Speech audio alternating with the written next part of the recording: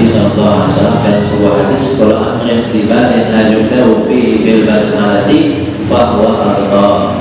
Setiap hal yang dianjurkan oleh syariat untuk kita mengamalkannya tidak kita mulai dengan Bismillahirrahmanirrahim, fahuwa arda, maka hal tadi keberkahannya kurang.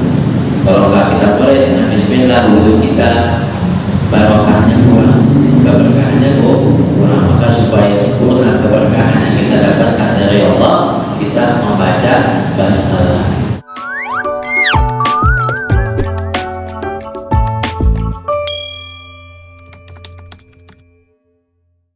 Sunnah-sunnah berwudu itu ada banyak.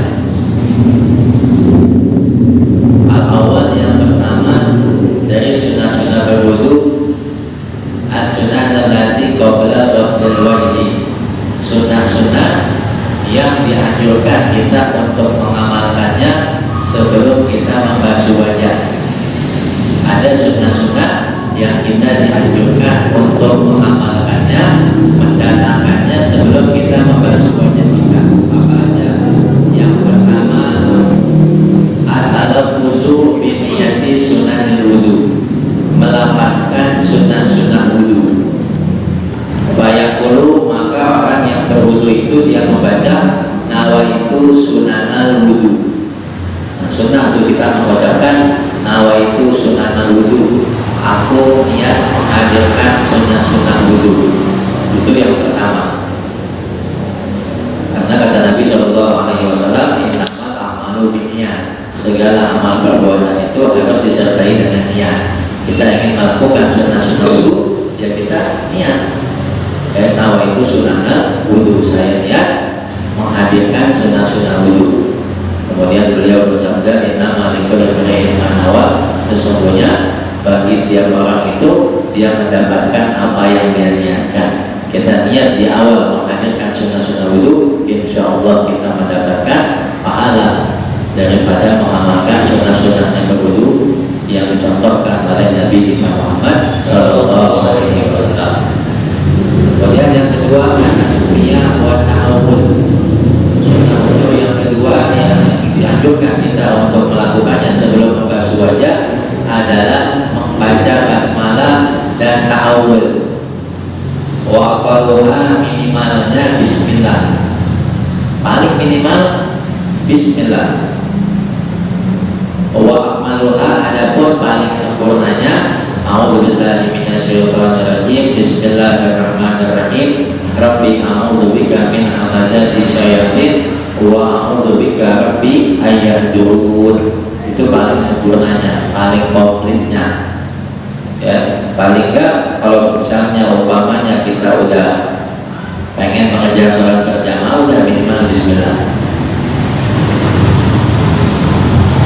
Karena kata Nabi SAW dalam sebuah hadis, kalau amrin tibatin la yubda'u fihi bil basmalati fahuwa arda.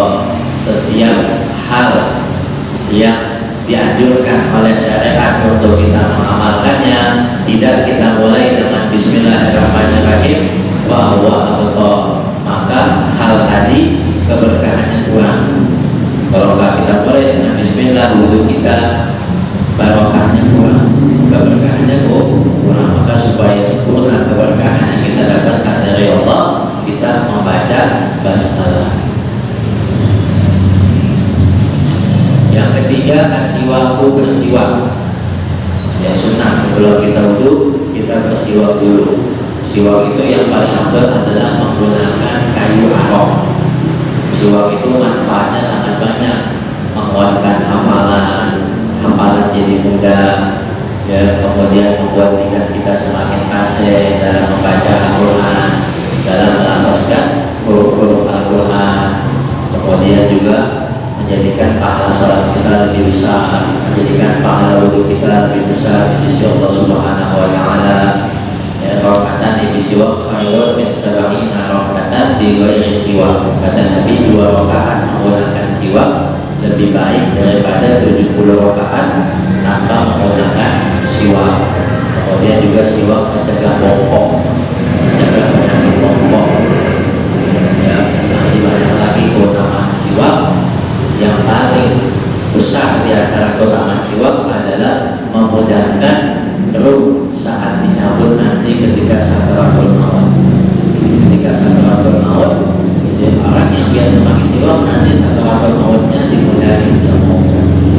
Ada salah seorang guru, dia ketika sakarat minta dibawain siwak, dikasih siwak, dia pakai, kemudian gak lama meninggal.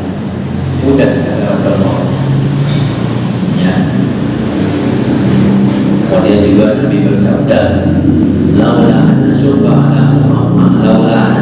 ala ummati la amartuhum bisiwak inda kulli wudu'in wa fi riwayatin inda kulli salatin.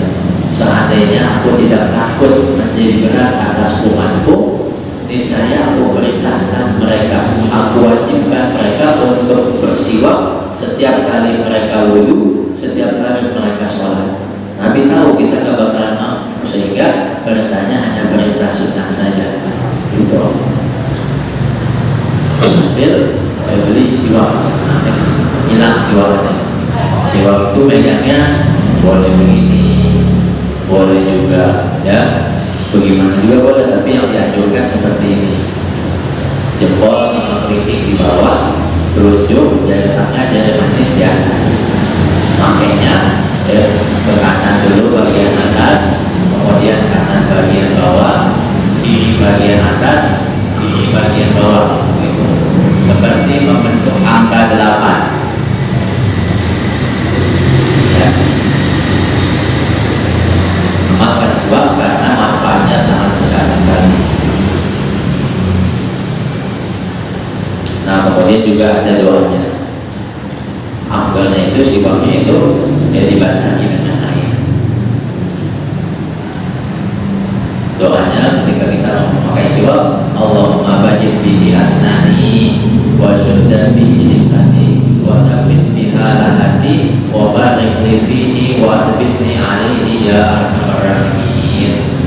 Kalau hafal doanya ya nanti bisa dikirim bisa. Kemudian yang ketiga sunnah yang dianjurkan sebelum membasuh wajah adalah ghusl kaffain, membasuh kedua telapak tangan ilal ku'ain sampai pergelangan. Wa yusannu ghusluhuma ma'an, disunahkan membasuh dua telapak tangan itu bersamaan. Ya, cuci tangan. Nah, sebelum kita membasuh wajah sunnah kita basuh kedua telapak tangan sampai pergelangan. Wa yaqulu innahu, dan orang yang berwudu itu dia membaca ketika dia basuh dua telapak tangannya, Allahumma inni as'aluka al-yumna wal barakah wa a'udzubika minasyurri wal halakah. Ya Allah, sesungguhnya aku mohon kepadamu kebaikan dan keberkahan, dan aku berlindung kepadamu dari keburukan dan dari kebinasaan. Dihadirkan doa-doa ketika wudu ini oleh para ulama karena wudu itu ibadah. Wudu itu ibadah harus khusyuk. Supaya kita khusyuk dalam berwudu ini, kita diajarkan doa-doa ya ketika membasuh anggota wudu kita. Kalau kita kagak juga nggak apa-apa, tetap usahakan sunnah hukumnya. Tapi supaya lebih besar lagi pahala ibadah kita di sisi Allah, disunahkan kita untuk membaca doa-doa. Kemudian yang kelima, al-madmadah wal istinsyaq. Makna yaitu adalah idkhalul ma'i ilal fami, memasukkan air ke mulut, wa taqudu bil yadil yumna, dan hendaknya dengan menggunakan tangan kanan. Masukin air ke mulut umum maksudnya sunahnya menggunakan tangan kanan. Wa yaqulu indaha, dan dia membaca ketika dia berkumur-kumur, Allahumma a'inni ala tilawati kitabik wa kasrati dzikrillah wa tsabbitni bil qawli tsabit fid dunya wal akhirah. Ya Allah, bantulah aku untuk bisa terus membaca kitab suci Al-Quran, dan bantulah aku supaya bisa terus berzikir kepadamu. Wa tsabbitni, dan tetapkanlah aku bil qawli tsabit, dengan ucapan yang mantap, yaitu dengan ucapan la ilaha illallah. Mantapkanlah keimananku ya Allah, jangan sampai aku keluar dari iman, sedang minta mati husnul khotimah fid dunya wal sejahtera di dunia dan di akhirat. Doa yang kita diajarkan hendak ketika Anda berkumur-kumur, kalau boleh bacanya setelah berkumur-kumur. Kemudian habis berkumur-kumur, disunahkan kita istinsyaq. Istinsyaq itu memasukkan air ke hidung. Wa yakunu bil yadi al-yumna, dan juga hendaknya dengan tangan yang kanan juga masukin air ke hidung.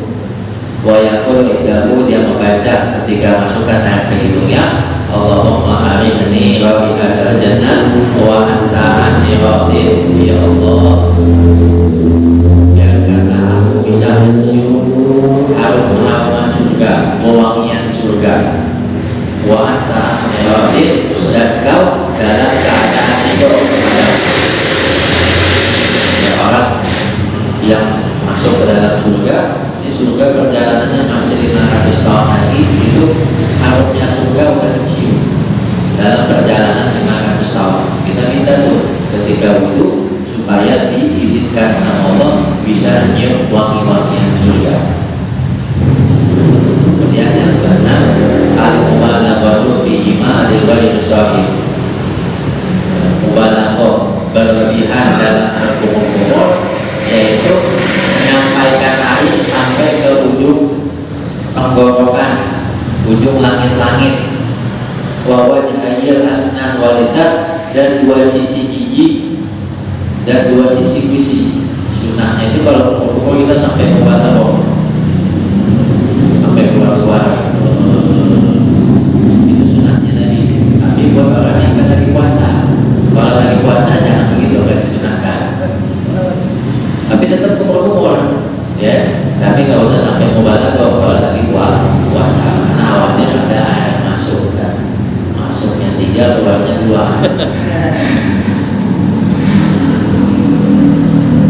Wafil istinsyaq, dan dalam masukin air ke hidung, hadis kita mengambil nafas dalam faisur. Disunahkan kita mubalaghah ketika masukin air ke hidung itu menyampaikan air dengan nafas sampai ke batang hidung, sampai ke batang hidung. Sunahnya itu mubalaghah.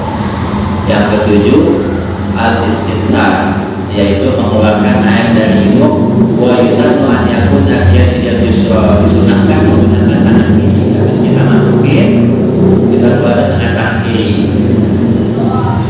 Wa yaqulu idahu, dia membaca ketika mengeluarkan air dari hidungnya, Allahumma inni a'udzubika min rawa'ihin nar wa su'id dar.